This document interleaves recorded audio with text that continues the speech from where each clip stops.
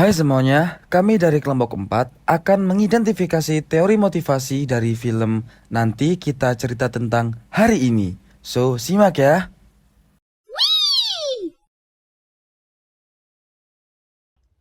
Oke, jadi di scene mamanya yang terlihat menangis ini dan memutuskan untuk nggak nyetir mobil lagi, itu kalau dikaitkan sama teori motivasi, maka akan masuk ke drive reduction theory. Di mana di teori ini itu terdiri dari 3 aspek.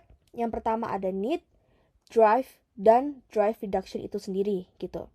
Nah, kalau kita identifikasi sesuai dengan ketiga aspek tersebut, yang pertama need.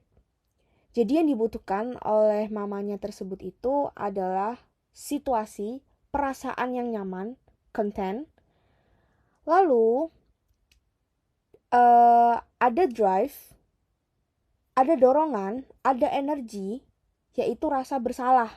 Yang itu juga berkaitan dengan pengalaman buruk yang telah terjadi sebelumnya. Nah, ini pengalaman buruknya itu yang ketika anaknya Awan itu tabrak mobil itu ya. Itu masuk ke drive. Lalu kita lanjut ke drive reduction, mengurangi energi tersebut. Gimana caranya mengurangi rasa bersalah tersebut agar terciptanya situasi dan perasaan yang nyaman. Gimana? Nah, caranya yaitu untuk tidak menyetir mobil, seperti itu.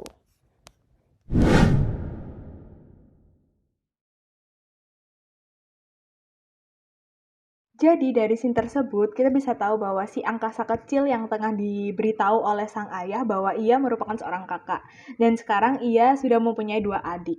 Lalu si ayahnya ini memberitahu hal serius kepada angkasa, menasehati bahwasannya tugas dari seorang kakak itu adalah bertanggung jawab untuk adik-adiknya dan juga menjaga adik-adiknya.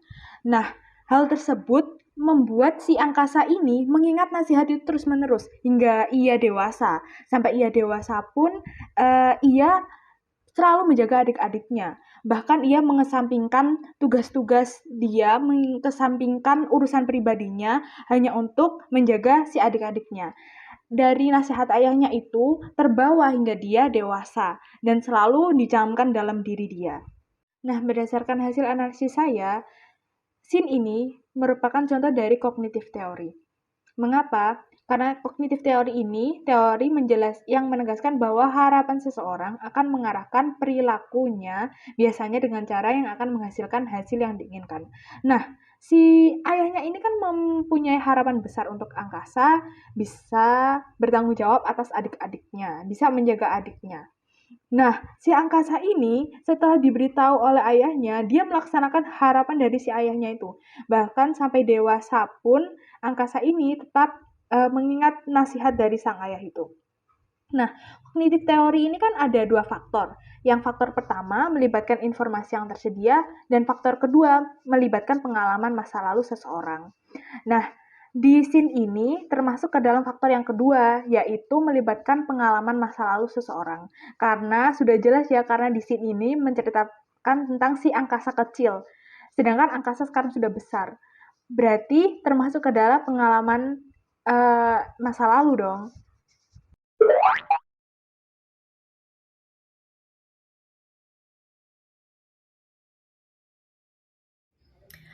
Dari cuplikan video tersebut dapat kita lihat bahwa tokoh Aurora yang sedang bekerja keras mengerjakan karyanya yang akan dipamerkan di pamerannya. Ia ingin menampilkan karya terbaiknya agar mendapatkan apresiasi dari sang ayah. Karena dapat kita lihat waktu kecil ia tuh tidak pernah mendapatkan apresiasi dari sang ayah meskipun kayak dia udah di atas adiknya gitu loh, sehingga ia termotivasi untuk menunjukkan yang terbaik yang ia bisa agar dia tuh dapat mendapatkan rewards dari ayahnya. Dan teori yang terkait dengan motivasi ini adalah insentif teori, di mana insentif adalah stimulus eksternal yang digunakan sebagai rewards langsung dan sebagai energi dari perilaku. Motivasi ini muncul karena adanya stimulus eksternal.